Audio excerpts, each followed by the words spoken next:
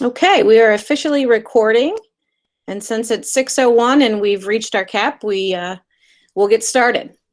So welcome to the Reopening Schools Forum number 1. Let me just get to my page here.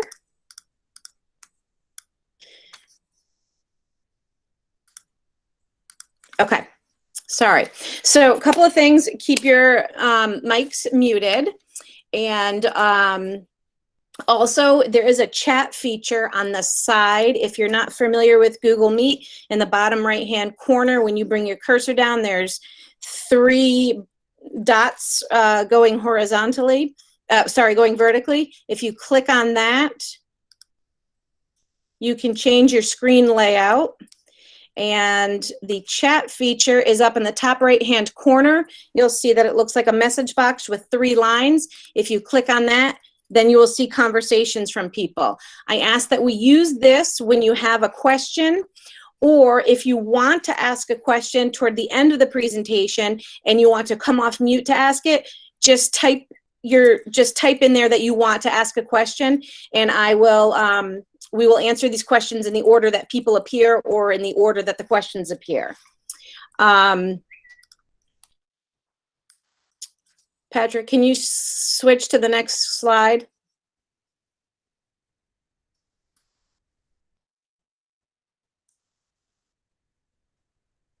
Good. Okay, so those are some of the things I went over. Like with all public meetings or online meetings, we ask that everybody be polite and refrain from interrupting others. That'll be a little bit easier when you stay on mute. If you come off of mute, we might have some interference, so I just kindly ask that you stay on mute. So our presenters tonight, if you want to go to the next slide, our Superintendent Patrick McGrath, Assistant Superintendent for Curriculum and Instruction, David Collins, and Assistant Superintendent for Support Services, Christopher Abdu. The outline for tonight's presentation. The 3 administrators will kind of give a recap of what the reopening school process. We'll talk a little bit about New York State Department of Health guidance, what we know at this point in order to open schools. We'll also talk about reopening considerations that have been talked about internally. We will have a question and answer session. Several people already submitted questions, so we will go through those. A lot of those questions, if anyone's on here who submitted questions, a lot of them will be answered throughout the presentation. And then we will open it up for online questions, at which point, like I said, you can either type your question in there and we will answer it, or if you want to come off mute and ask the question, just say that and I will go in the order that they're received. So without further ado, I will put myself on mute and hand this over to Patrick. Thank you, or Dr. McGrath. Patrick's fine. Hi, everybody. So before I start, I just want to welcome a couple people real quick. Sitting with me here in my office is our school board president, Mr. Don Marshall. Don was the longtime head of the Charlton School up in Charlton, and is currently serving as our board president in his 2nd term on the board. So welcome, Don, and he's here to just kind of connect with us, and the board's going to be overseeing this whole process, and I'm glad that he was able to be with us. Oh, somebody just jumped in and presented there. Thank you for joining. All right. I'd also like to introduce our 2 assistant superintendents. Dave Collins, could you say hi real quick? Good evening, everyone. Thank you for joining us. And Dave Collins is our assistant for curriculum and instruction, and he oversees the instructional side of the house. And then Chris Abdu oversees the support services side of things. Chris, could you say hi real quick? Good evening, everybody. And also tonight we have with us Dr. Rick Evans, principal of Stevens Elementary School. Say hi, Rick. Hello, everybody. And Mr. Tim Sinnenberg, who's the principal of Charlton Heights. Hi, everybody. I believe we also have Mrs. Venaccio on the line, although she might be over on the live stream. I'm here. Hi, Jill. Hi Jill's there. the principal of Pashley Elementary School. And then also we have Colleen Wolf is on the live stream, I believe, joining us. I'm also here. Oh, you made it over here. Good. And also Colleen's the principal of O'Rourke Middle School, and Tim Brunson, the principal of our high school. Tim, could you say that real quick? Good evening. All right, so we have lots of other folks here. We do have a live stream running of this exact whole presentation over on the staff side so that the staff could join us. Unfortunately, Google doesn't let the public join the live stream, or we'd be able to put this out to everybody. So we are stuck with this 250 person limit, but we are recording it, and we're going to publish it on the website as soon as possible, as soon as the meeting's over, and so people will be able to watch it. And I think 250 people is a good representative sample of the kind of questions that are out there. So I want to run through some things. I think this is the biggest public forum that we've had here ever that I know of in my 9 years as superintendent. Even at a budget forum, we rarely would have something like 200.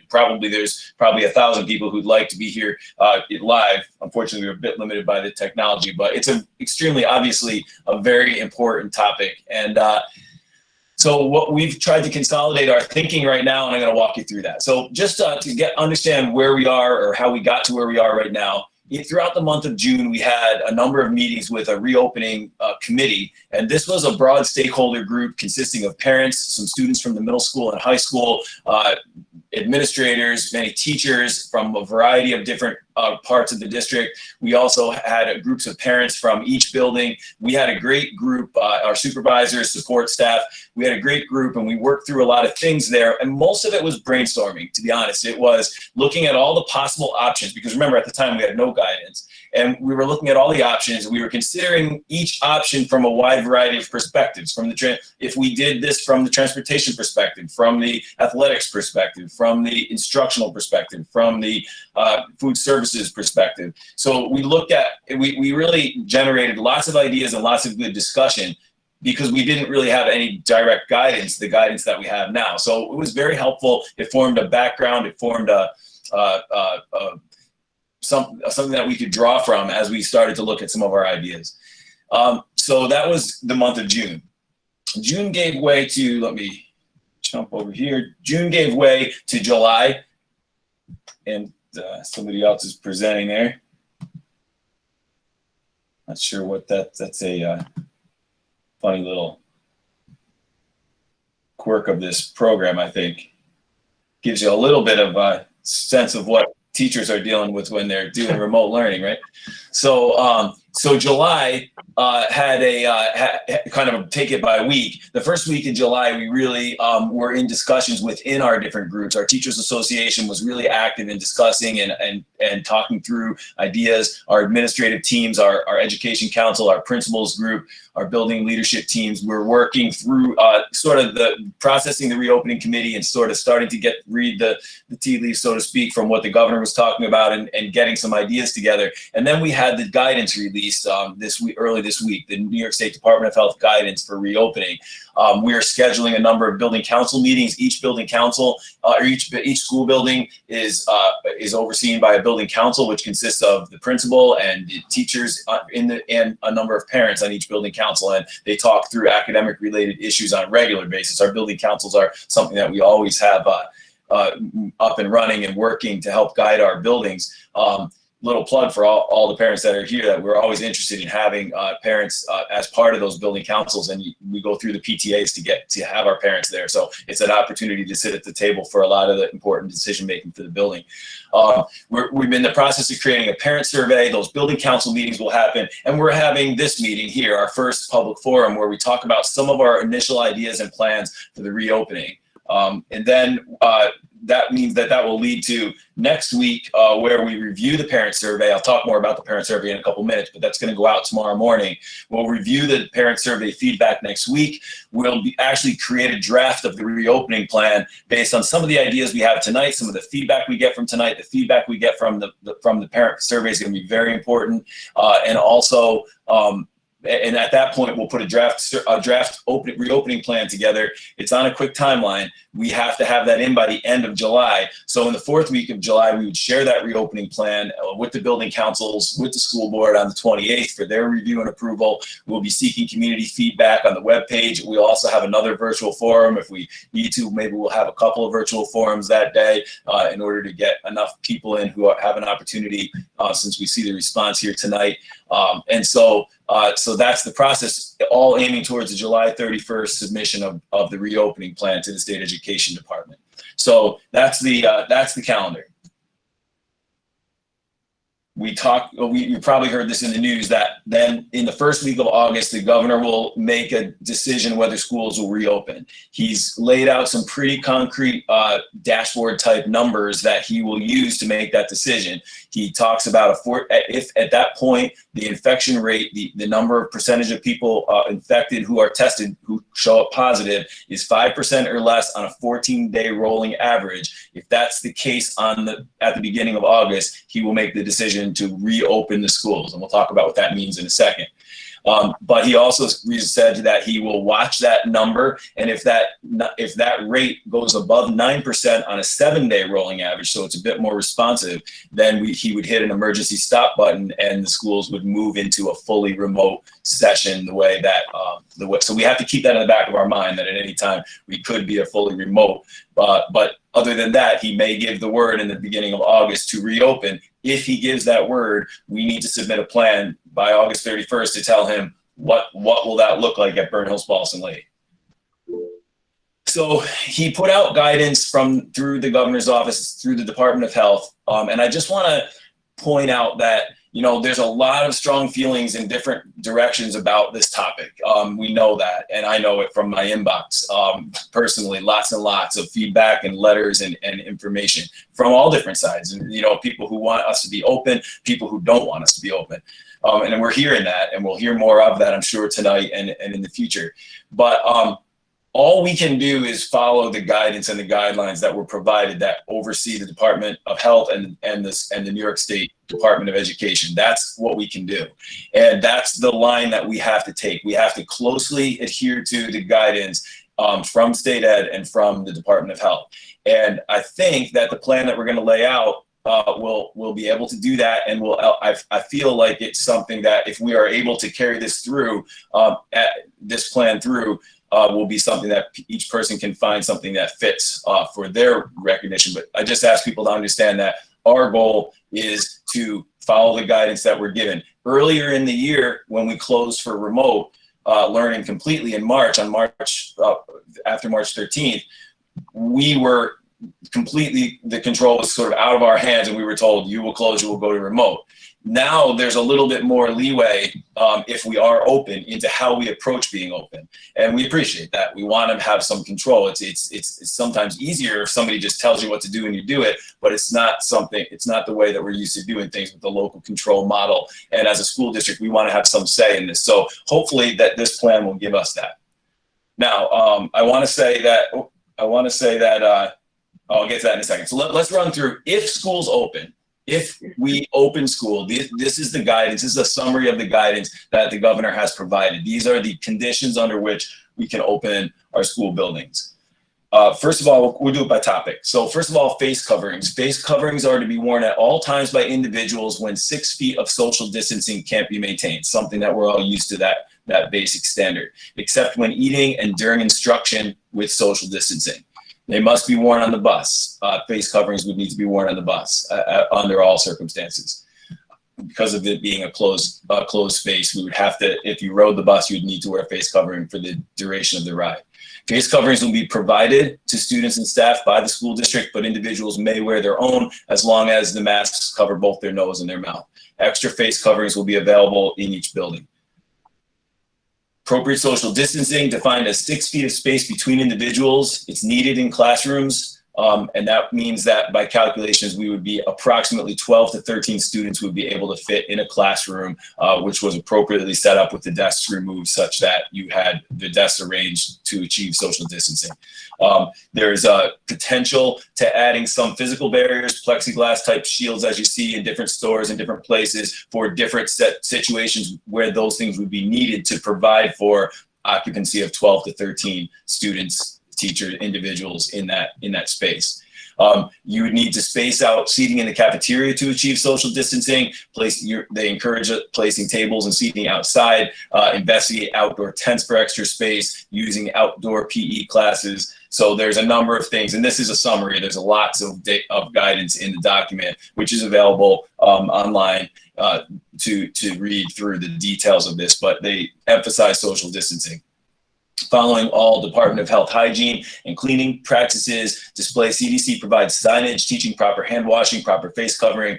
There would be a large training component to this that we would review, much like we do many of the other things at the beginning of the school year. Soap, paper towels, hand sanitizer readily available, daily disinfecting using both Department of Health approved cleaners and misting equipment and solutions, all DOH approved. It requires daily cleaning of restrooms and fixtures, regular cleaning and disinfecting of frequently touched areas, desks, cafeteria tables, main office counters, door handles, etc., and consider closing drinking fountains. More guidance related to daily health screenings. There's recommendation that temperature reading of each individual prior to entering the building, 100 degrees or greater, goes to the nurse and designated staff, and that staff are denied entry to the building if they have a temperature of 100 degrees or greater. They require that we institute a remote electronic screening questionnaire for staff. We already have our offices open and we use the electronic screening questionnaire every day when we come into work, and it asks a number of screening questions and sends that information to our HR department and the supervisors of each employee. They encourage us to also rely on at-home checks. If a child has a fever, not to send them to school, that we would have a very robust communication plan on a regular basis to get that information out to parents and to remind them regularly that people who aren't feeling well shouldn't be in school, period, full stop. Also, the district has to participate in a contact tracing program, so we need to know who's in school and when and where they've been. This is some of the reasons why they emphasize working wherever practicable to have students in cohorts, whether it be on a bus or whether it be in their classroom, where they don't interact where they interact with as few other students as possible when they're in there for the day. That's practical in some. It's very easy to accomplish. In other ways, it requires some changing of some rules, and in other ways, it may be more difficult. But they do ask you to do that wherever possible. The district needs to be in touch with the Department of Health anytime that there are any positive tests, and then the Department of Health takes over and gives you the information of what needs to happen based on the information that you provide. Confidentiality, of course, per federal and state regulations. Talk about increasing ventilation as much as possible, opening windows and doors whenever possible without compromising safety, increasing airflow into buildings, rigorous and ongoing cleaning and disinfecting. So all of this guidance related to the school building, they also talk a lot about the transportation. I mentioned earlier, face coverings worn on the bus at all times, household members share the same seat on the bus, social distance as much as possible on the bus, use every other seat but contingent upon bus population density. Again, there is a requirement that siblings sit together on the bus, but that other students have assigned seats that they ask so that the seats are set up, that bus drivers give assigned seats for riding the bus. Students must ride the same bus every day, so that will require us to limit the options that we have of late bus passes and multiple drop-off locations. For a temporary time during this time, we would be providing transportation to and from the student's main residence and to school, or to and from a school to a designated daycare location. But it would need to be the same every day, which is a change for us. We have a pretty flexible and customer-friendly transportation options, but right now we would need to limit that, and that's something that we've discussed, and the board is going to be passing some emergency policies to help us maintain that with transportation.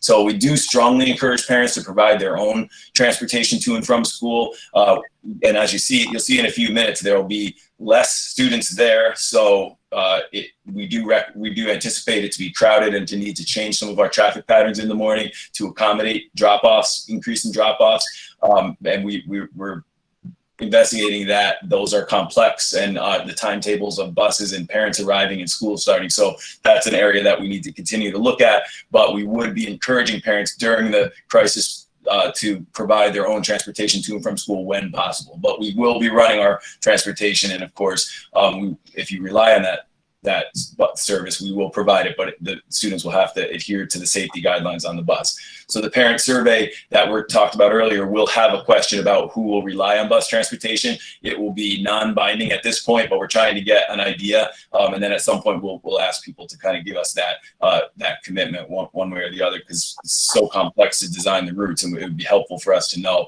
during this portion of time that we're in this crisis if we could modify transportation. So how do we reopen is the question, probably the thing that's on most people's mind. How do we accomplish those very stringent guidelines? How do we work by them, live by them, educate by them?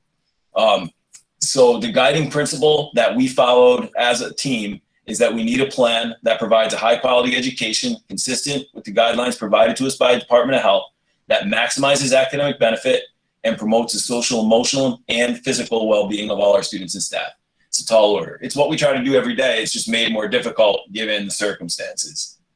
I want to note that, so for anyone watching this at this point or in the future, everything from this point forward in the presentation is tentative, subject to changes and revisions as we continue to gather data. So this is coming at us quickly. We have a lot of people across the district, teachers, administrators, supervisors, board members, parents working on this. We need to all be flexible and patient as we work through it, and we'll come up with the best plan. So given that, the first thing I want to talk about is that we are considering an option wherein we offer a fully virtual school enrollment option for parents who choose to keep their children out of school. So this would be time bound.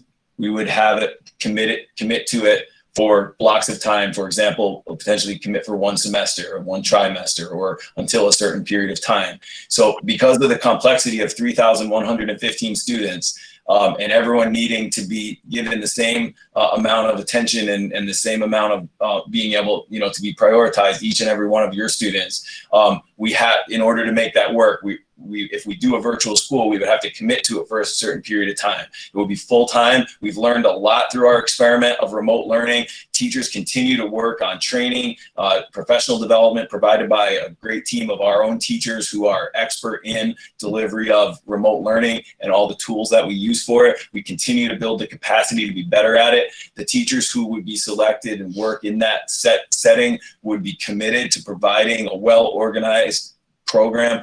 We would feature daily live classes on a schedule, the same academic requirements as in person. We would be understanding that at some point those students will be coming right back into the stream of all their peers, and they need to be accomplishing the same thing in their remote setting as they would be if they were live.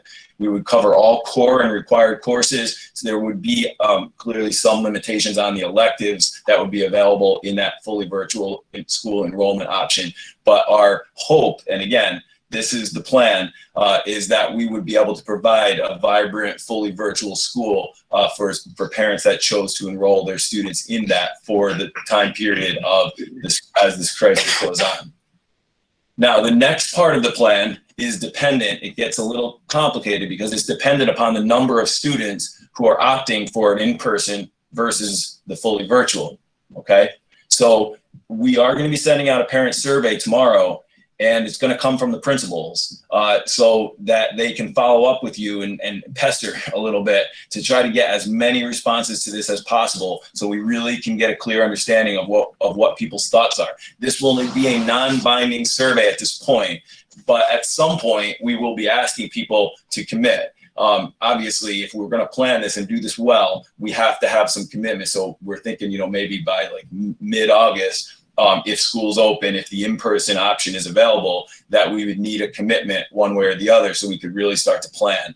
But at this point, it would be non-binding, but we would be asking people to give us their best possible assessment of where their thinking is. And everyone's in a different place, and we hope that these two options provide multiple options for people who are in different comfort levels and different situations in their life and different opportunities and potential scenarios for their own families and their own lives. So the parent survey goes out Thursday to get a first round idea of what parents are thinking. It's essential for planning. Now, the goal would be to bring elementary students who opt for in-person to school every day. Now, this would be done by reorganizing the building to identify all available additional space. Group sizes would have to be limited to what social distancing will allow. So we can't have spaces with more than 12 to 13 students in them in most cases. We would have to redo the way we serve lunch. We would have to redo the way we think about specials. We would have, there's a lot that would go into it, but the principals are already working. The building councils are being presented with this idea.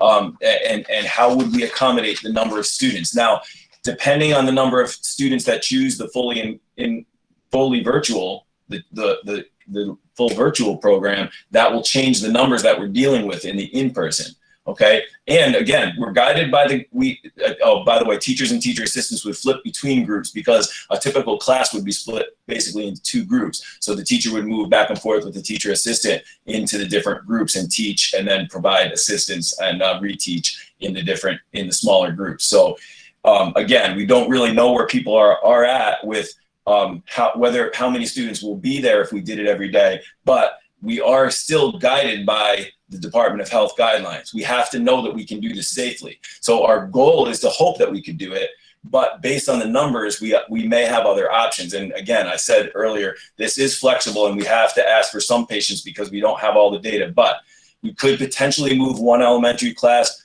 to another level or building, you know, where some districts are looking at that option. So that's a possibility. We've talked about the potential of delaying kindergarten until starting kindergarten in January rather than starting it in September, delaying it to a half-year program. Kindergartners coming into school for the first time ever, wearing masks, put into smaller groups, riding the bus with a mask. It might not be the way that people, in fact, we already are getting an indication from a number of our parents of kindergartners that they're just considering holding off for a year. What our thought might be that if we're looking at numbers, this would be a way to increase spaces for grades 1 through 5, to bring available teachers to help with a larger number of small groups, and then also to give our kindergartners maybe a more normal presentation to school than what it would look like if they came in under these circumstances. So that's just a thought. It's not 100%, but it's there. It's been in the discussion. I want to make sure that that's mentioned. Also, though, it's possible, depending on the numbers, that it's possible that we might have to move to what's called the live virtual hybrid model, even in elementary. Again, not depending on the numbers, depending on whether, if we have to adhere to the guidelines. So that's the driver. The guidelines decide the number of elementary kids that we have that want to come in person. We will have to decide whether to move them into other buildings if there's too many of them to accommodate in a building, or whether to move to a live virtual hybrid model. And we'll get to what that is in a second, because it's going to be more likely at the secondary level. Now, the secondary in-person model, so this is for the middle school and the high school, with the possible exception of 6th grade. The middle school is they're always in the middle. They have kids that are almost high schoolers and kids that are barely elementary students. And so the middle school has that special challenge. But the secondary would look where it's not. Now, if for some reason we were able to accommodate, say it was 30% or 40% of our students opted for the virtual model, for just staying virtual for another semester, then that would lower the numbers, and it might make it possible to do fully in person for the students who wanted to do in person. We're guessing at this point, but again, we'll be able to know better when we get the survey results. We're guessing that we will probably have to do a hybrid model at the secondary level. But this has, and so the bad news of that is that the kids would be in school every other day at the secondary level. They wouldn't be in school every day if it's not possible to achieve the social distancing and the guidelines. It's just, that's the rules, and that's the way we have to do it. However, we do feel that we have a model that we could put in place that would allow students to stay, teachers to be able to cover a full year's worth of content and give students structure every school day, whether they were in school or not. So this is likely to be the model that we look at for middle and high school, but again, subject to change, but this is where our thinking is right now. The live virtual hybrid school is where teachers in the classrooms with students, socially distanced, teaching half of the class in person while broadcasting the lesson live to the other half of the class. That would look different for different classes. A math teacher might want to have live for most of the class, whereas a technology or family consumer science teacher might, have two different things going on, a live version because there's more hands-on things and a non-live version. But the students would have class every day. It would switch alternately one day to the other every other day. And one day they'd be live, the next day they'd be virtual, the next day they'd be live, the next day they'd be virtual. That would cut significantly down on the numbers of students in the building, make it much easier to accomplish the social distancing that's necessary. It would also allow us, with that smaller number, you're able to have the mask off during instruction, which is crucial, to not have to wear that mask all day long for 7 hours straight, but to be able to be in a situation where you can be socially distant for instruction, see facial expressions, actually engage in a class, and then basically this would allow that. All students, we would note, all students in the same family would be placed on the same alternating day unit so that people could know that one day all the kids in the household were at school and the next day they were all home. This is secondary that we're talking about here. So the hope is that we can set that up. What are the advantages of this model? First of all, the students have regular in-person contact with their teachers. They get to know their teachers in person. Secondly, the students have regular daily schedules, whether they're in person or remote. They have to be signed on at class. They have to be doing the work that the teacher directs them, whether they're one of the 12 or 13 students that are in front of the teacher in this classroom or the 12 or 13 students that are online. Teachers are able, because the teachers continue to move, and some days the students are there and some days they're remote, they're able to cover the full 180 days of material. They're not doing half of it with kids while the other half sit home doing homework, and then they come in the next day and they repeat the same lessons that they taught the day before. This way, with the Chromebooks and using Google Meet, students are able to tune in and get a large amount of and using Google Classroom, they can get materials, and using another program that we have brought in that helps the teachers to even be able to share the screen of the computer and help them with things. There's a lot of options that can make that student feel that they're part of the experience in the classroom. Also, students are then able to access their electives because the electives are part of the process, and we're able to fully pivot. If we went back to fully live, if a vaccine came along or later in the year things changed, we would be able to pivot because the schedule would be in place, but we also could pivot the other way to fully remote because the students would have a schedule, they would have a system, they would already know their teachers, and as conditions change, they could pivot either way using this kind of a model. So that's the thinking on the live virtual hybrid. It will only be chosen for elementary if we conclude that we can't accommodate the number of students who want live in person and stay in strict adherence to the DOH guidelines. So the live virtual hybrid school would be likely for the secondary level, and it may further develop as we talk more about it, but that's sort of the general idea of it. It would likely be that model of choice for middle school and high school. And again, our hope would be to try to get our elementary students in person for those students who want to be in person on a daily basis. So basically, we compiled a lot of the questions that we've already received. Many of them were similar, so we lumped them together. I'm going to ask Dave to start, and we'll just sort of go through these quickly, and we want to open it up for questions from folks. So this would be the time, if you haven't already, if you have questions that aren't covered, let Tara know, and she'll call on people and ask people to, with 232 people or 251 people, I think we have, it might be a little hard, so we'll go with Tara running things for us. But let's just run through the general questions that we already have received. Thanks for all the questions, there were a lot. And so I'll turn it over to Dave to start with the instruction related questions. Thank you, Patrick, and thank you again, everyone, for joining us. Some of these Patrick did cover previously, so I won't go in too much depth as we try to get through. And again, all of these things, unfortunately, are where we are currently as we develop our plan. Some of this will come into greater focus. Some we do have some guidance on. We're waiting for additional guidance from the State Education Department. We were expecting that today. We do expect to see that tomorrow, which may bring some things that are currently not in focus into greater focus for us. As far as activities such as band, chorus, clubs, and sports, again, many of the activities that are involved in our curricular program, those things that take place during the school day, in the current models that we're developing, the goal is to obviously include as many of those programs for students as we have in previous years. That's a big part of a comprehensive high school, to give students the opportunities for a varied program. And again, in the models that Dr. McGrath discussed, the goal would be, as long as we can adhere to the guidelines appropriately, that we would offer that variety of the classes that go beyond the core program. As far as extracurriculars and sports, we are actually still waiting for guidance on that. Some of our extracurriculars would be tied to school programming, in which case then we would be making decisions based on the feasibility of those programs related to the guidelines, and again, weighing, as we will with everything else, what is the ability to do it while maintaining obviously the safety and the social distancing based on the guidelines that we get. As far as sports programs go, that is something that we're still waiting to hear. That is guidance that we don't currently have. Our athletic director obviously meets with athletic directors across the region, and they're guided by a governing agency who is obviously governed by the state of New York like everything else. And we'll wait for guidance on that and make the best decisions as we can based on the guidance that we get.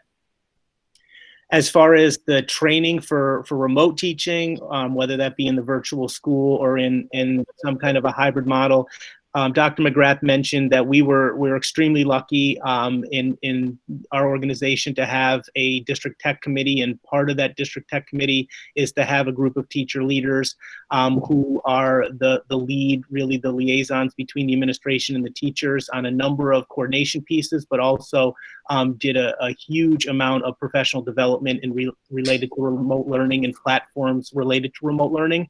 That really kicked in shortly after we transitioned last year, and has continued through, is currently happening for our teachers who are in remote summer school. And we intend to beef that up as we move through into the next year, depending upon the format that we find ourselves in. Obviously, depending upon the different situation that we're in for various teachers, there's going to be various aspects of remote teaching or hybrid teaching that need to be reinforced. And our team, a collaborative team, will be working on providing that PD.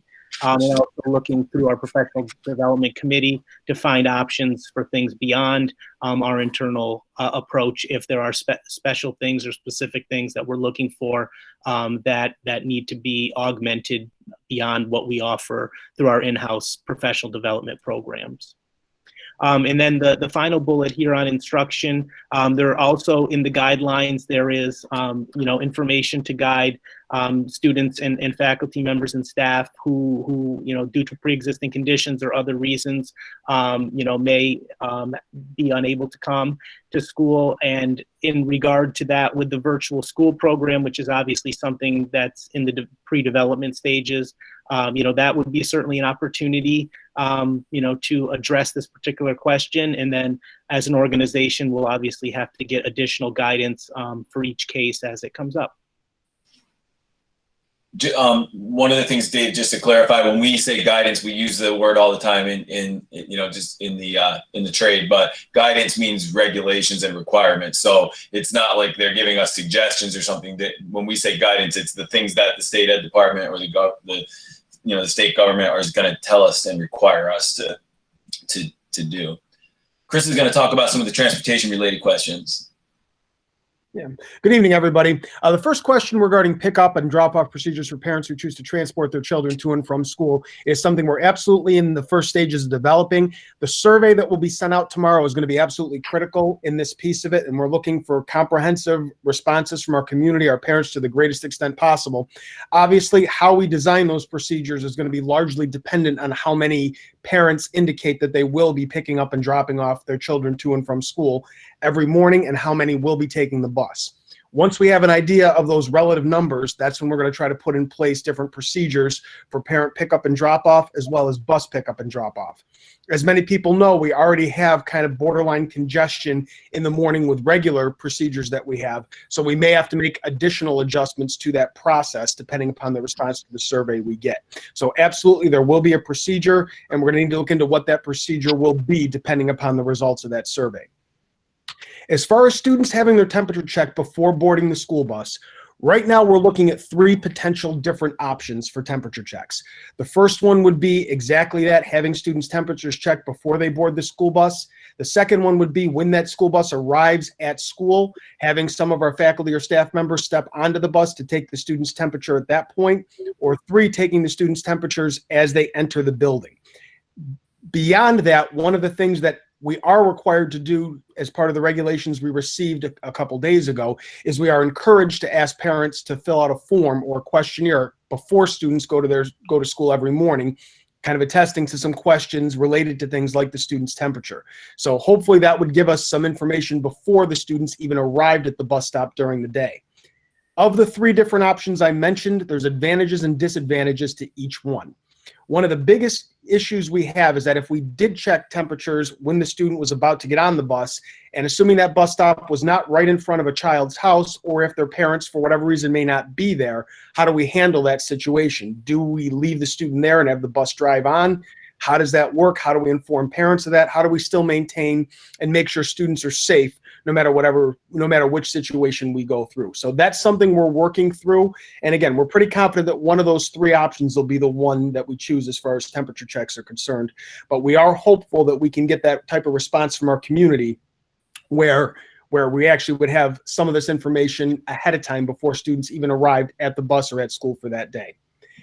As far as the third bullet, can I drop my children off at school but have them transported home after school, or is it an all-in or all-out model due to space limitations? I believe when we do the questionnaire, one of the things we may want to look into is parents that might ask for transportation in the AM versus parents that might want transportation in the PM. That could be a really helpful tool for us to know as far as how we implement the appropriate social distancing on the bus, as well as the number of children we would have on the bus on any given day. So we will look into that. We don't believe it would need to be all in or all out. We think there could be an AM option or a PM option. Another thing, Chris, that to clarify on the questionnaire, we're looking at a couple of different options for an app, an electronic questionnaire. So you'd have an app on your phone and you would just basically hit it for the day for your kid, each of your children, and you just say their temperature's okay, they haven't been out of town, they haven't been around someone with COVID, and then you hit submit, and then that just goes into a dashboard that makes sure that, you know, and it's just kind of a reminder. It's what we do coming into work. Probably most people on the call do that now. So we're looking at some ways to automate that and make it simple, and also to remind people. I saw one of the commenters say, you know, that people really should be taking their temperature. I mean, it's so easy to do, and with some of the thermometers now, it's literally just as quick as you know, as the kids go out the door and a quick scan or whatever in the morning. It's something that we should be thinking of in this new reality that we're dealing with right now. But we're also looking at options for scanning on the way in as well, with handhelds and staff. You can see that it's a lot to get in, you know, to work on, but we're confident that we can do that. We actually have a committee working on screening right now that's looking at all the possibilities for screening. A couple of questions. How will students be educated on how to follow infection control measures? Like anything else, as I said earlier, we would be taking protocols and putting protocols in place to send information home to parents, to talk with kids when they're in school right from the very beginning of the year about the things that, how you start, you know, you always go through to start school, including though these new things. Non-compliant staff and students, these are the rules. It's the same as rules as, you know, you don't allow smoking in the school and you don't allow, you know, fighting in the school, and these are the rules of how we run the school are going to include the guidance that we have from DOH, and that, you know, I have full confidence in our principals that that's the things how they approach running their school in an orderly fashion.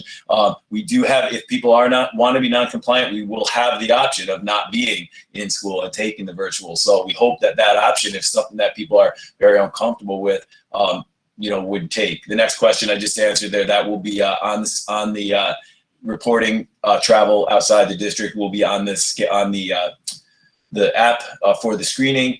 And will the district be shutting down buildings to outside visitors? Largely, yes. We'll be limiting outside visitors, limiting volunteers to the greatest extent practicable.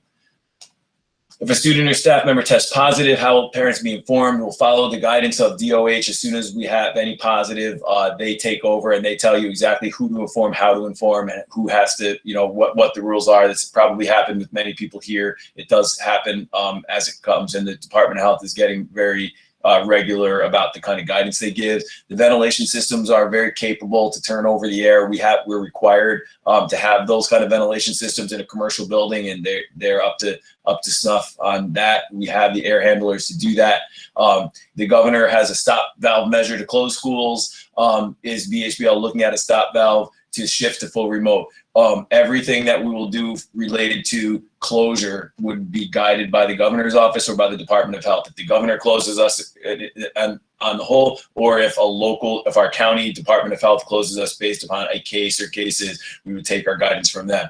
We have to remember that if the governor has school open, we're required to have in-person education and we're required to be open. It's not an option for us to just close and say we're not doing it. And it was kind of the same, we rely for about half of our funding on New York State. And by doing that, we subscribe to the rules for education put out by the New York State Education Department. So that's something that we have to look at them for permission to stop having kids come to school on an in-person basis. But certainly it'll be closely monitored.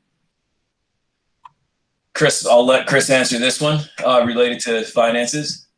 There's a couple parts to this question. This is a great question, and there's a few different components of this. The first piece is that the school district, and every year we always try to keep a small provision for risk in the budget to account for things that we may not fully know before the beginning of any school year. We do have that small provision for risk in our budget again this year, and absolutely we would utilize that small amount of funding provision for risk in our reopening plan in order to safely reopen our schools for our students. The problem we have is that beyond a certain point, we really can't do much more without additional state or federal financial assistance. So that is something we're looking at very closely.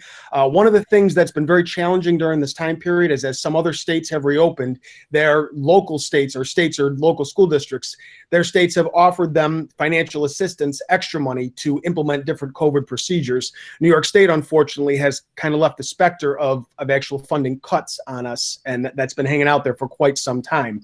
So we're fine at this point, we think, with what we need to do, as long as there isn't a future state aid cut, but that is something that's still hanging over us. But as Dr. McGrath indicated earlier, we will absolutely make sure that the schools are safe to open when we reopen them for our students. If we have to go beyond that certain amount of provision for risk that's in the budget, and we do not get any additional state or federal assistance, it may require cuts being made to other potential programs or services in order for us to open up properly with the regulations and the guidance that we have in place. So that's where that stands right now. Hopefully we'll have more to come on that. So Tara, I see lots and lots of questions. I can't even finish reading the question and it flashes up to the next one. We have a lot. Are you seeing some patterns there, or some things? I noticed a few things that I saw that we can answer, but go ahead. Tell me what you're thinking. I'm thinking that I will start at the very top, because I told attendees that we would start with the people that put their questions in first. I'll skip over the ones that have been already answered. Do you want me to tell you who to go up to and read, or do you want me to read them? Why don't you read them, and if we need clarification, we'll go there. Just so All right, great. So the first one came in: are you taking into consideration what other districts are doing and how BHBL teachers will be affected if their kids are in other districts? Yes. All of us, all the districts meet on a regular basis. I met the last 2 mornings with all the Capital Region BOCES superintendents virtually. Dave Collins met with all of his counterparts in the districts, and Chris met with all of his counterparts in the district over the course of the last 2 days. We're very much aware that the more we can be similar, the better. I do think that there's an effort for for most districts to try to be at a point where elementary kids can be in school. Different districts are approaching it different ways. Some districts are offering the fully virtual option, although I don't know how many, but we are, and so we'll see where that goes. But we're definitely talking. Yes. All right. The next one I think is based on what the governor would say, but I'm going to ask anyway. So if the governor puts the district on fully remote education on the 7-day rolling average, would that be for the remainder of the semester or until the percentage drops down again? Till the rolling percentage dropped down again. So he indicated that because the rolling percentage takes time into account. So it would be, if it dropped tomorrow, it would be 7 days more before it would be open back up. So my understanding is that it would be a potentially rolling in or out. Okay. The survey that you mentioned, will you also be sending one to students, teachers, and staff? So we have a number of things going out to staff, teachers and staff members, both through the associations and through, so I know that I've gotten feedback. There's been surveys along the way. Yes, if we have the ability to quickly pulse everyone, if we have information that we need. I know that the Teachers Association is also working a lot with their members and very actively to help provide insight for us. Great. Tara, just if you jump up 2 questions, just so you don't miss. There was one that we skipped over in regard to remote. Stuff. Oh, I'm sorry. Yep. If we have to go, well, I'm not sure if it's if we have to go fully remote or if people choose to do the virtual school, will the day be full of classes just as if the kids were in school? I'd be happy to jump in on that. As with all of the plans, remote and hybrid, we're in the development phase. Again, as we discuss, things are evolving as we meet with our different stakeholder groups. Again, as Dr. McGrath mentioned, a significant amount of data has been collected throughout the remote period of this past spring. We did have student, parent, and faculty surveys that were done over the summer. The Teachers Association has been working very, very hard to gain information on things that went well or didn't go well in the remote setting and things that we would need to consider for a hybrid experience. Our district administration has also been speaking with faculty members and their departments throughout the spring and into the summer, collecting that information as well. So we would want to take together all of the elements from all of those surveys as we develop what a virtual school might look like, or how remote might look if we were pivoting that way based on the guidance that we received from the governor's office. And certainly we want to look at all elements from the guidelines that we presented in the spring to take a look at, the schedule that would be out dependent upon the different levels, the way that instruction is deployed through the platforms, how communication would be streamlined, and ultimately how overall that remote learning would look. So certainly we want to take into account everything that we've learned and ultimately make remote be better and better, and in just like in the hybrid environment or in an in-person environment, provide the highest quality program that we can for our community. And I think one thing to remember too, to cap off that answer, is that the expectation would be that the students who go through the virtual experience, when they eventually merge back in to the in-person school, to regular school, they will be where their peers are. So, when we were first getting our sea legs with this, we had to identify the most important things that we could cover. If we're going full into virtual, our hope would be all of the key core material in the core courses and any required courses for those students are available. So that's the challenge, but it's also a good challenge, and it's the goal that we have for that program. Great. I think that actually answered a bunch of questions that are down below. But one of them up top here, I'm not sure if they mean if they choose to be fully virtual or if the governor chooses to move us. But the question is, if we go remote fully, will younger grades be provided with Chromebooks? Yes, anyone who would be in that fully virtual school would be provided with a Chromebook. Pretty much everyone is now, only the very youngest, but yes, the answer would be yes. Will bus drivers deny a student who doesn't have a mask? We require masks on the bus. Yeah. So yes. But I believe also to add to that is I think our bus drivers will have masks on the bus, and we may provide them to the students before they get on. But if they were to refuse to wear the masks, then yes, we would not be able to allow them on the bus. There's a question about kindergarten. I know there was talk about holding off on that, but I'll ask this question anyway. If we go remote, how will kindergarten be handled? Right. So that's just, I'm glad there's a question about it. I'm curious where our kindergarten parents are with that. I'd like to ask that question on the survey so that kindergarten parents can get us ideas. I think it'd be really tough to start kindergarten remotely. I'm not sure. I mean, I'm not speaking just for myself. In talking with our principals, like to have a kindergartner first meet their teacher by sitting down at a table and in front of a computer like that as the first time. I think that would be tough. Not that we wouldn't say we would do it, but it might make sense. For a long time, we successfully in this district had half-day kindergarten and got our kindergarten students ready for success in first grade with a half day. We would be sort of flipping that to say we would be looking at a half a year rather, and hopefully that we could be into some semblance of normal next spring. And if, we would have to obviously, like everything, to make those decisions on a, month-to-month basis, but the hope would be that we would be able to take all the important information to get them ready for first grade and cover that in half of a year, full day. Okay. If that doesn't happen and kindergartners are in, will they be required to wear face masks all day? Well, it's the same. Right. No one should be required if we follow the guidelines carefully to wear a face mask all day, because we would be requiring full social distancing in the instructional space in the classroom. So if with the full social distancing, they could take the mask down or take the mask off. So no, they would not be required to all day. If kids have asthma or other health conditions, will they be required to wear a mask?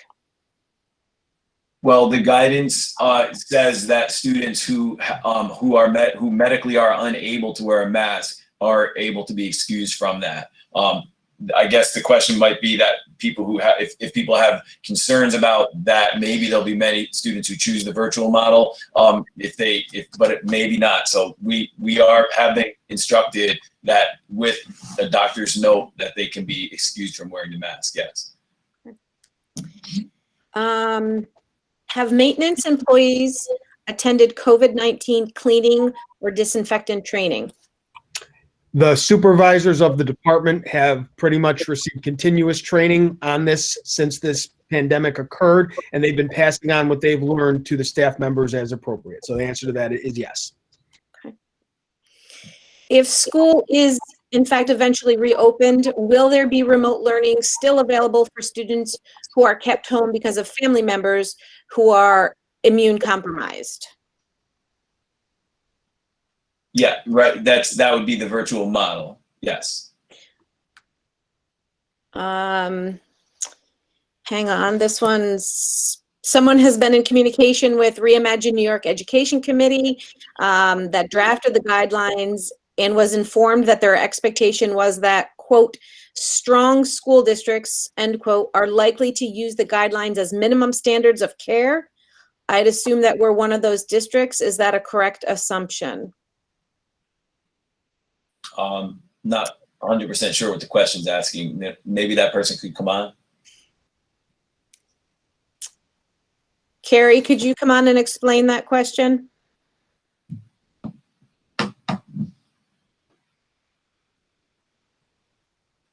Minimum. Okay. We can get the question back to that. If you want to pop in or offer. Oh, I see.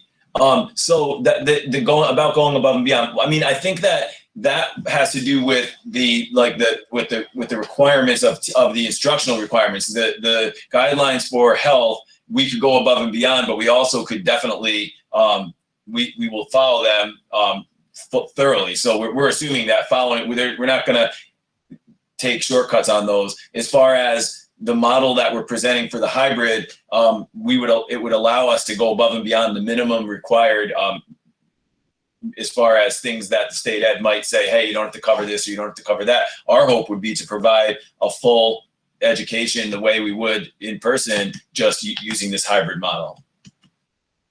Okay. We talked a bit about transportation, and I know that this question is going to be dependent on the number of students on a bus, but maybe just reiterate it. He wants to know what you will do to social distance on a school bus. Maybe just repeat a little bit. No, that's a good question. Every school bus, if you think of our large school buses, the ones that are 66 passenger buses, have 22 seats in them right now. What we're looking at this point, the guidance has indicated that we either need to keep students 6 feet apart or have a physical barrier in between them. Right now, we're trying to get some clarification on whether that means we could fit 11 students on the bus or 22.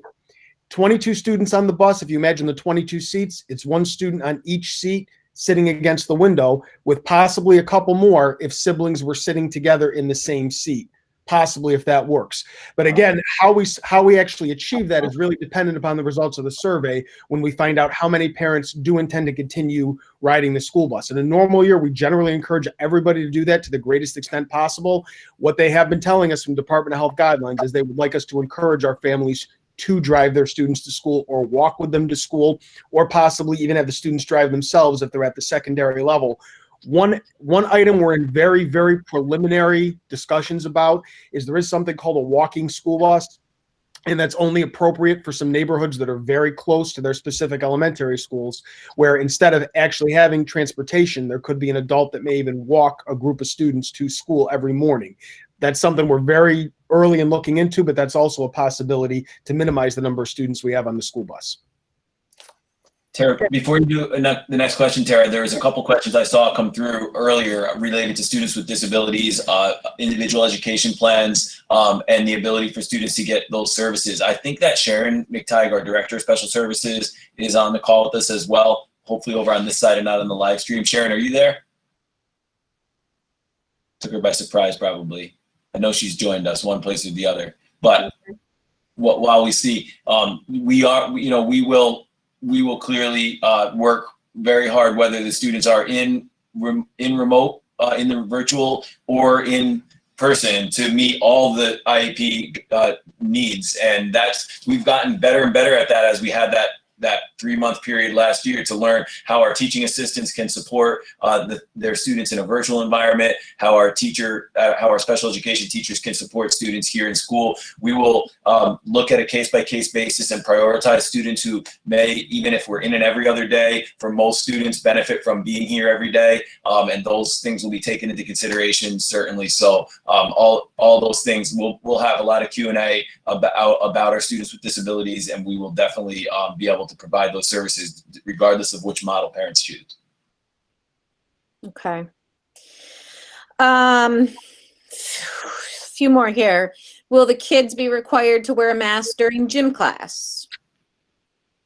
Again, socially distant, I don't believe they wouldn't need to wear a mask. Our PE, as much outside as we can use, would be helpful. And most days that we can be out there, we'll be out there. We have great grounds and great opportunities for physical education outside. So aside from days when it's raining, we should be able to be out there and they wouldn't have to wear a mask. Are you going to encourage those who are able to drive their children to school to do so to limit the bus population? Yes. Yeah. 100%. Right, Chris? Go ahead, Chris. No, just yes, absolutely. That's something, and this is an unusual year. We would hope that as many parents as possible would pursue that option. And we'll have our principals and our security team on a group as we move forward to decide some logistical changes to make this work. It could be that we ask a little bit of staggering to the drop off. It could be, that way we kind of provide that a little bit of an earlier drop off, maybe opportunity than we would have before to spread that out. We might have to change traffic patterns. Again, one more detail that seems small, but it'll be massive if we have cars all the way down Lake Hill across 50 and causing a huge traffic jam. So we're on that. Yeah. There's a question about whether fans can be on if if students are maintaining the 6 feet apart social distancing. There's concern that fans could carry droplets in the air. I don't know what the guidance is on this. Well, I could start, Patrick, and you can jump in if you want. We've read through the document that the Department of Health sent us, and right now they've indicated to us that they're not requiring any changes to our ventilation systems, our heating, ventilating, air conditioning systems that are in the school districts now. It's obviously something we're going to continue to follow up on with our maintenance supervisor and our supervisor of custodians to make sure if there's any adjustments that we can make, we absolutely do want to make to improve the airflow or to do anything that's going to help out in that regard. But at this point, the Department of Health has not asked us to make any changes to our current ventilation systems for school districts. Thank you. In addition to the New York State Department of Health guidance, is the district considering guidance by other organizations?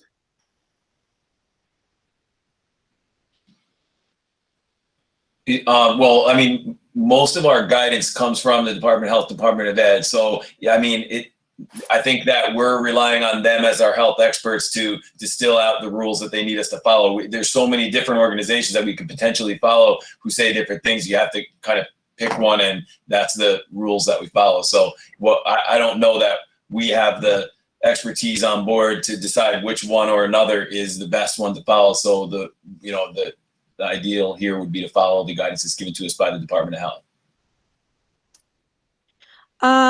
Is there a way to verify that all protocols are being followed after school is open and in session? One more time. Is there a way for parents to verify that all protocols are being followed when school is open and in session? That's a great question. I mean, usually those things find their way. I mean, aside from stopping in and walking through, I guess it really just would require asking questions and asking students, and we'll be doing the same thing. I mean, it's really a team effort to try to keep everybody safe. We want to be open for students who want in person, but we want to follow the guidelines, and we're just gonna work hard to do that. And certainly anybody who felt that something wasn't being followed should just bring it to the principal's attention immediately, and it would be addressed. I see Sharon's joined us here too. She was on the other side of the firewall here. So Sharon, did you hear the question? Could you repeat it for me, Patrick? Because while you were posing it, I was trying to tell you I'm on the live stream. Yeah, it was just essentially a recap of how we're approaching students with disabilities, whether we're in the fully virtual or whether we're in the hybrid model. Yep. So each, just like the Committee on Special Education meets and recommends programs and services for students when we're all in person, we would continue to do that for students who are participating in person. And then for students who would be participating virtually, the committee would meet and discuss any changes or revisions to the IEP based on that. Does that make sense? Okay. Thanks. Sure. Okay, there's several kindergarten questions. I'm going to shift because they were answered. I'm going to skip those and move down to, can families who may elect to start their children with in-person school switch to virtual school at their discretion at any time? I think that it's going to be to try to provide the option for everyone is going to require a lot of planning on our part, both in staffing and in where our staff is working and teaching and how they're working. I would strongly ask and encourage that when we make one like that, people pick a track and choose that for a period of time. We can talk about when it would make sense to reshuffle that, maybe at a quarter or maybe at a semester or a trimester.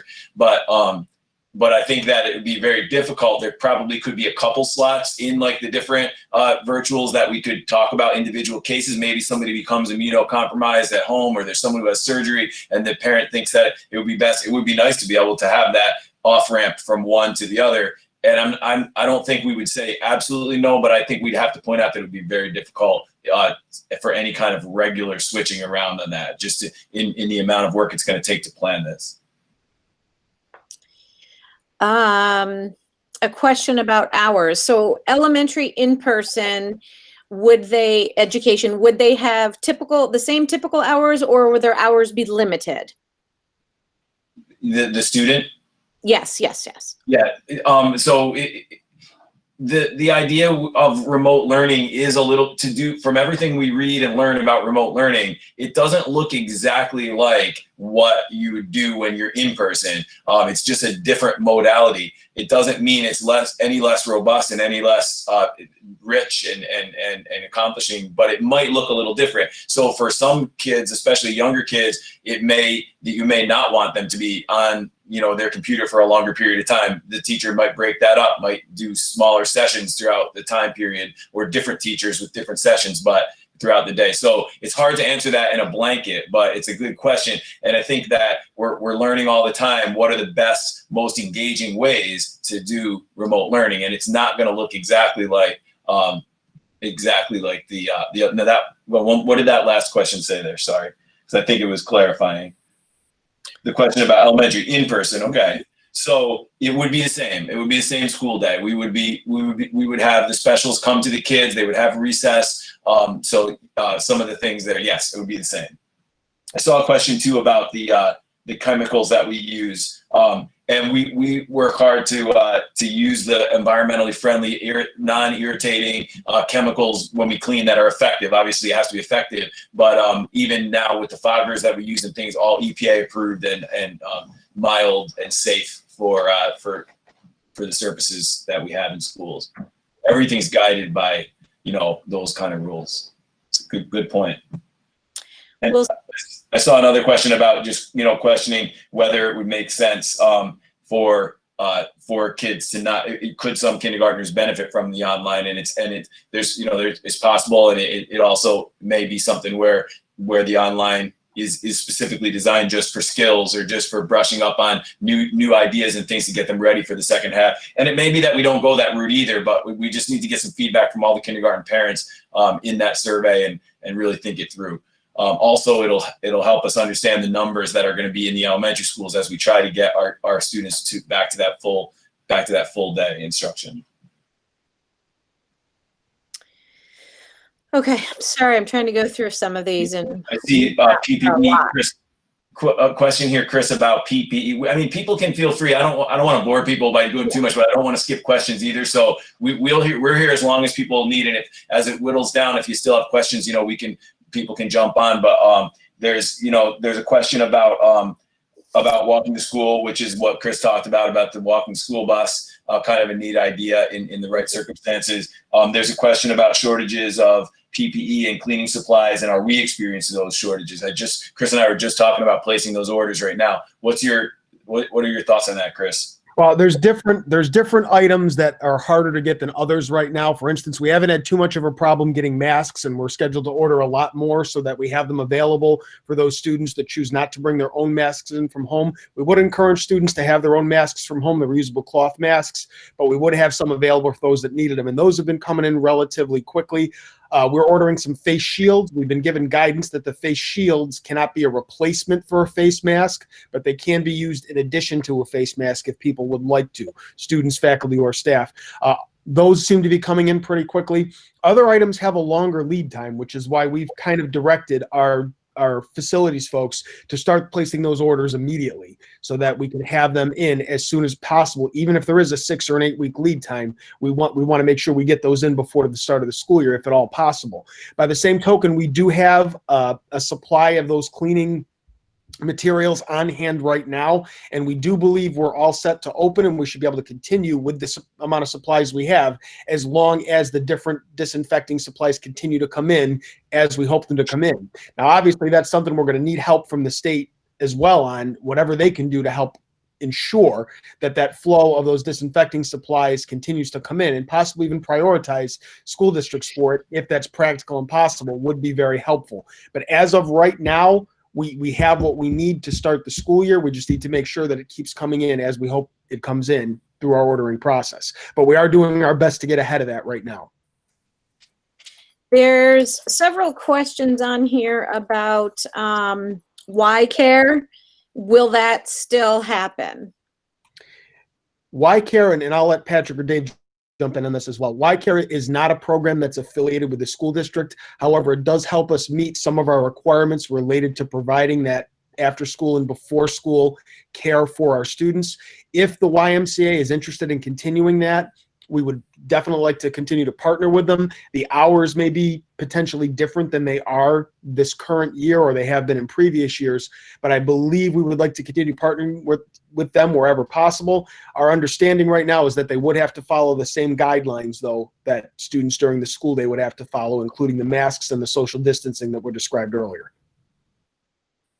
Yeah, someone commented that they need the space. Yeah, so I agree with that, Chris.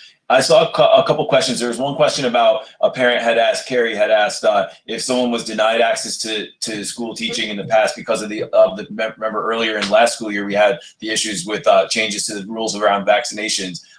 Would they be able to participate in the online learning? I actually had a long conversation with another parent about the same topic earlier in the week, and I promised her that I would, this was before we got the guidance, so I guess it was the end of last week, and I promised her that as it started to come together, I would actually ask State Ed that question and whether people could enroll in that online for as long as it was available. So it's a good question, and we'll have an answer to that. And then there was another question about cost of the new virtual model, the virtual hybrid, and from a point of view of staffing cuts, and does the cost of the model fit? So the idea of that virtual model would be that we would take what we were planning to do this year and fit it into a half and half model. So it shouldn't cost more staffing wise at that model. Now, where we could see some increases in cost is at the elementary level if we have students split into multiple smaller groups where we might need to hire more teaching assistants to help us to cover those groups as the teacher flips between them. But the secondary model should fit into basically for the in-person version, and the out of school version also would be utilizing our existing teachers at a ratio at which the students that wanted to enroll in that virtual option. So we have a large faculty and staff of 600 people, and we have 3,100 students, and between all of our staff and those numbers, we hope that, and we also have a little bit of regulatory relief from State Ed on areas where teachers can teach. So teachers can do part of their time helping in another area if there's a need there. And so that's going to hopefully help us to be flexible again during this crisis, during this short time, whatever it takes, being able to flex and provide these options would be great. Another one we have is, I'm sorry, there's a lot of them. How about, is there a plan for a teacher who has to go out on quarantine? What would be the substitution plan? Well, again, the beauty of the hybrid model is that it could accommodate a teacher who needed to be out teaching remotely for medical reasons, because they would then join their half of the class who were out, and then we would need to find coverage for the supervision of the kids who were in person. But the person who was supervising wouldn't be teaching; they'd just be there turning on the technology and getting it set. So that teacher would still be able to teach their class from that remote location. So that's kind of a nice option. Also, a student who found themselves in a situation who they were enrolled in that situation, and they found themselves in a situation where they needed to be out, they could then stay up with their classes by joining each day on the remote model rather than and that may look like that for some of our kids who are on the all virtual as well. They might just join virtually throughout. So we have to see the numbers and see where people are to make those kind of decisions. There's someone looking for a little more information about the sixth grade models, because you mentioned there'd be a different model for that grade. Do you have any information? Yeah, that's great. I'm glad you mentioned that. And Colleen is probably still on the call. Colleen's been on vacation. This is her 1 week vacation, and I've seen her on a meeting every day so far this week. But I do know we looked at potentially thinking of sixth grade in that elementary model, where we see if we have enough space to create the smaller sections and have the sixth graders all be in. It's just really a matter of the middle school is a more fully utilized building than any of our other buildings as far as all the rooms being used at a given time. So that might be tough, but we wanted to explore it as an option. There's a lot of questions about kindergarten, but one in particular that's there's a concern from several people, is that if in January kindergarten is set to start and there is a second wave, would kindergarten start virtually, or would they be held back and start kindergarten the following year? Yeah, I think we would want to start kindergarten virtually, at least, if not, if we weren't able to do it in person, because we want to be able to make that assessment whether that student was ready to go to first grade rather than starting kindergarten after missing a year. There's many students who, after that kindergarten year, would probably be in a position where they, even if it was a half year, full day, or even a half year remotely, having that contact with the school, with the teachers, would probably be important. But again, that's something that we got to work out. And I really want to get the kindergarten teachers' input on that, talk with the elementary principals about it. And I really raised the kindergarten thing just as one potential suggestion that I really want to talk through more and get a lot more input on. I think you covered this again, but it's worth sort of repeating for anyone who just jumped on. Teachers or bus drivers or students testing positive for COVID, how will parents be notified? Department of Health regulations on what kind of notification letters we need to put out, when we need to notify. If if it's a person who is in the building, most likely they'll give us instruction to notify, same way we do with other things that, that sometimes come up during the course of the year. Everyone gets the different notes home from the school nurse that things are, so we would probably have a reporting process with that. But also there's, other potential situations where someone was in the vicinity or in close contact with somebody who was positive, and we would have to get guidance on whether that needed to be reported. So our nurses are really good at maintaining contact with the Department of Health and getting their instructions from them. Great. If a family is choosing to do virtual, but they also need OT or PT, could they come into the school to get that? Sharon, you're down there on my screen. Yeah. Yes, Ken, yes. So I've been trying to keep up with some questions in there that are IEP or 504 accommodation related, and I hope it's okay. I've been just typing some answers in there. But yes, I saw that question and I like that question. My feeling is, and what I'll say is our related service providers, many of them, even through the spring, really would have loved to have been able to work with students individually, because we know trying to provide related services virtually can be challenging. So my feeling on that, and obviously I'm working with our entire department in terms of what this would look like, but when we can have, if students are virtual for their academics, as long as we stay within the guidelines, of students coming in, again, I don't want to speak for everyone, but my assumption is, we're going to want to do that anytime we can appropriately and safely do that. So, that'll be part of our large kind of reopening plan, but we certainly would be pushing for that. If that makes sense. Okay. Yep. There's a question, Tara, about the model with will elementary teachers, Catherine asked, will they be teaching both the in-person classes and the virtual classes? If we aren't in a hybrid model for elementary, then no. The kids that are enrolled in the virtual school will have a teacher virtually, and the teacher who are in class will have their teacher in class, much like they're used to, although they'll be their little fourth grade class or third grade class will be separated into, maybe we'll say Mrs. Grasso's A and Mrs. Grasso's B, and then she'll move between those. So probably not. Our hope is that we won't have to do that hybrid virtual model where the students are home one day and not. And there's another good question here about kids who choose the home option and sports open up for kids. Will the remote option kids be allowed to participate in sports?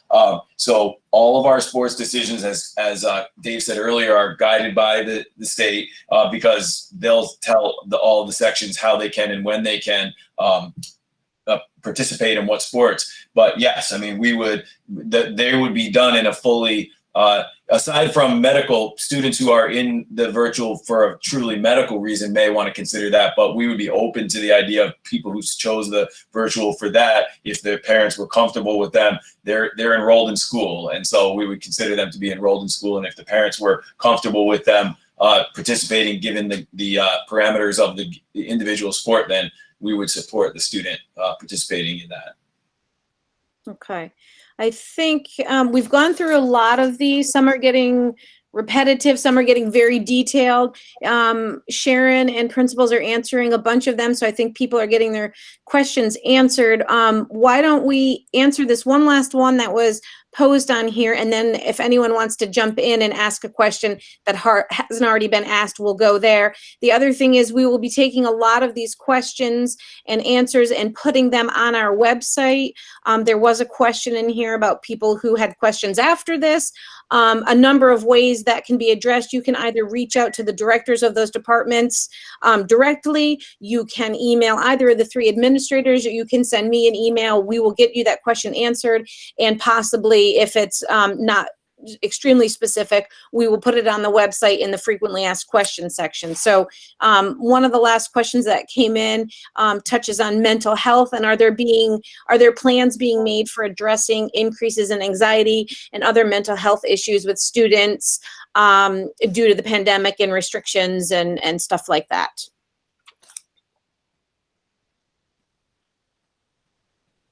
I'm not sure. I don't understand the question. Do we have any plans in place for dealing with students who are struggling with anxiety due to the pandemic? Yeah, oh, absolutely. All of our social, I'll let Dave, you want to answer that? Sure, and others can jump in too. As a major part of the shift to remote learning originally, one of the task force teams that we put together was a hybrid team of social workers, related service providers, guides, counselors, administrators, special education teachers, and many others. And one of the initial things that obviously we were trying to get ahead of was to identify individuals who due to our not being with them on a regular basis, how could we provide the supports that we normally provide on a regular basis, and how could we increase those supports? And that team was extremely proactive in identifying needs, technologically based needs, access needs, obviously needs related to food and nutrition, needs related to special services and mental health services. So we put those supports in place, and ultimately those providers have been working with principals and working with administrators all throughout the summer. We have supports through our summer school program, but I'm sure you've also seen emails and other correspondences that have come out for the principals in relationship to mental health awareness and obviously having a positive mindset and all of those pieces that ultimately help sustain a child and really anybody as they're trying to learn. We know they obviously will not learn at the highest quality if those needs aren't met and taken care of. So our teams continue to meet as part of our reopening plan. One of our particular subdomains was health and wellness. We have a vibrant health and wellness committee at many levels, character at many levels, and we look at a number of things obviously related to students with particular needs in relationship to the professionals who serve those students. We also in our middle school and high school have a relationship with local agencies for mental health for students to give them greater access to those supports. We're keeping that partnership going as well. So as that subcommittee developed through the steering committee and made recommendations, we're going to continue on with those recommendations. And obviously, our extremely talented professionals will continue to work to provide the greatest amount of resources for students who are virtual. And then certainly we recognize that a big part of getting back to school, and this is getting back to school in a way that is extremely different, not only for students who are at our youngest ages and maybe don't fully still understand what's going on, but for all of our students to try to reconnect to school. A big part of the opening of school this year is going to be about making those connections and how do we develop those connections and get back with each other and recommit to each other. As we speak about academics, it's also going to be, of course, about mental and physical well-being as well. So you can be assured that is right on par. The guiding principle that you saw on the first slide talks about 3 areas that we're committed to, academic success, physical well-being, and mental health as well. So each of those 3 areas, of course, builds from the other and is equally as important as the other. So we'll be committed to that. And certainly you can reach out at any time to any of your building principals or any of our professionals in those areas if you have concerns or need guidance or need support in any way, with any of the kids in our district.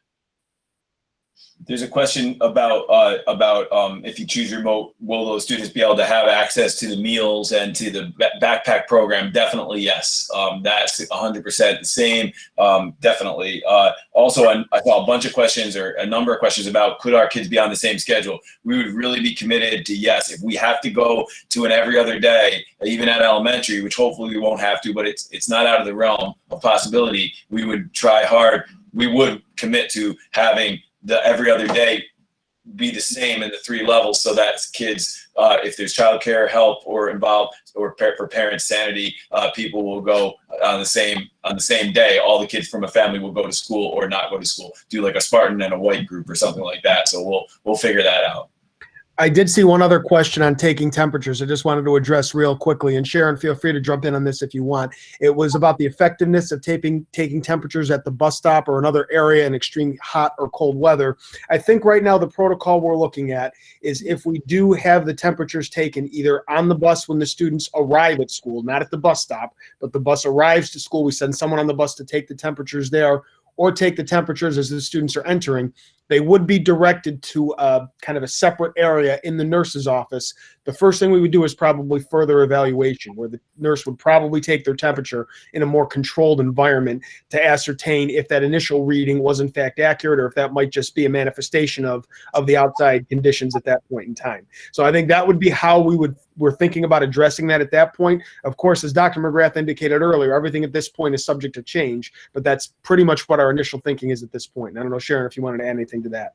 Yep, nope, that's exactly correct. So I've been meeting with all our school nurses, and that, as we've been talking about what our temperature screening process would look like, those are the kind of things that we talked about as well in terms of the extreme temperatures, in terms of taking temperatures outside. I think, again, subject to change, but as of right now, we talked about the potential of taking temperatures either on the bus, where it's more of a controlled environment, or the temperatures as students come into school.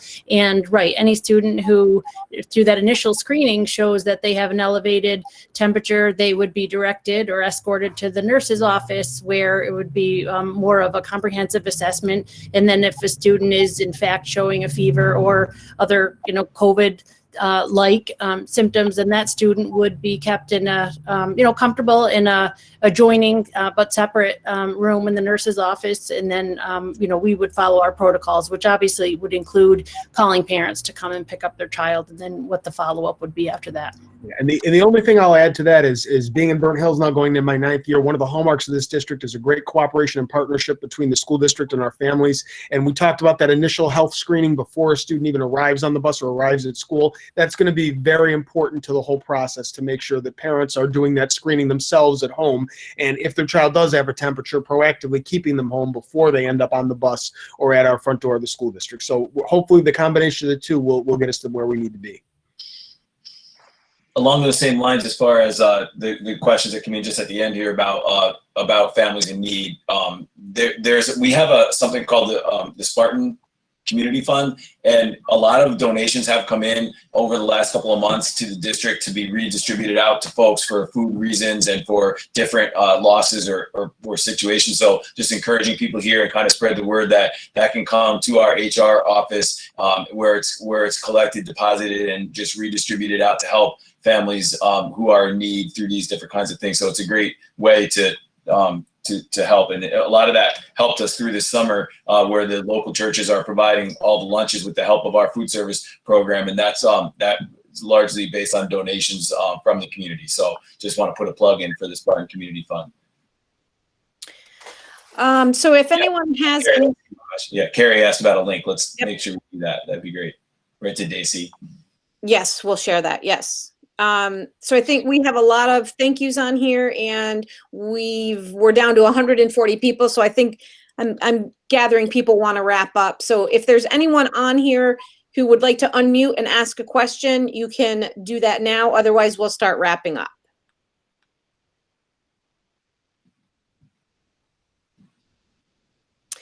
Someone keeps asking about kindergarten screening. How will that be handled? Yeah, so in general, kindergarten screening had to be put on hold for this current year due to obvious reasons. And as we kind of progressed through the spring, we talked about what would be the potential to do that. As we got into the summer, it became clear that, that wasn't going to be an option for us to do kindergarten screening. In conversation with the elementary principals and the kindergarten teachers, certainly, kindergarten screening is an extremely valuable tool for us, and it provides us with a great amount of information. But considering if we were starting the school year in September with those kindergartners in person, there's a number of other screening mechanisms that our kindergarten teachers are able to do. We have a number of natural screening processes as far as students when they come back to school in September and October, as we develop our different protocols for determining need or determining where students fall with different ability levels. So while it leaves us in a bit of an uncomfortable place because we don't have as many data points as we would typically have, we are pretty confident that ultimately, if we have our kindergartners with us, that we can assess their needs and make the best decisions as far as where we would be for the launching off point for our kindergartners this coming fall. And additionally, just generally speaking, where all of our students were for the past 10 weeks on a remote learning, it's really something that we're talking about more systemically is where will we be as far as our students coming back to all grade levels. And there's a lot of conversation that's happening with our planning councils and with our principals to try to determine what is the best we can do to ultimately do that screening and those diagnostics. Because it's really not just a kindergarten issue; it's a K-12 issue for us to make that assertion of where students are and ultimately meet them there and try to drive them as well as we can, throughout this year and beyond. Okay. Wendy Peter has a question, but she didn't actually ask the question. I'm sorry. Say that again. Wendy had a question. She said another question, but I didn't know she wanted to be called on. Is there anybody who just wants to unmute and ask a question? Okay. Yes, I would. Go ahead. Hello? If a student is waiting to have an evaluation for a learning disability and they end up doing remote learning, how will that evaluation take place? So we're able to conduct now in-person evaluations. I mean, we're being very judicious in terms of how we're going about that. Obviously, initial evaluations have been moved to the top of our priority list. Reevaluations have been prioritized, and obviously when students are back in session, we'll complete those reevaluations. But once we got the guidance that we could in fact move forward with in-person evaluations, I met with our psychologist and we developed an in-person evaluation protocol. So for any parent who has a student who was initially referred to the Committee on Special Education, if you haven't by now, you will in the very near future hear from one of our school psychologists to set that evaluation up. Okay. Okay. Wendy asked a question about, she said her sound wasn't working, but she asked a question about using a common means of communicating assignments and consistency and the issue of inconsistency of email versus classroom notices. That is one of the things, as Dave talked about earlier, that we learned as a result of this, and we're working hard on trying to streamline the tools that we use, the Google Classroom as the main means of communication, the Google Meet as the primary visual communication, and a couple of other different standardized tools. So great point, Wendy, and we're working hard to have a level of consistency around those things. Sure. Any other questions? Can I just remind everybody to remind your friends and other folks, other parents to look for that survey coming out from your principal and get that, help us to get a good snapshot. The more accurate data we get, the better decisions we're going to be able to make in the next couple weeks. Okay, thanks. Thanks, Tara. Turn it back over to you to close it up. Back to me, is that what you said? Yeah, to close it up, I guess we're all set. Sure. All right. Yeah, we are. Although someone is asking how the survey will be distributed, and superintendent said it will be emailed to everyone. So we'll just answer that quick one. So the next forum is Wednesday, July 29th at 6 p.m. Again, via Google Meet. I will put the link on our website. Hopefully the website doesn't crash on that day, but if it does, we now know that we can reach all the parents through email.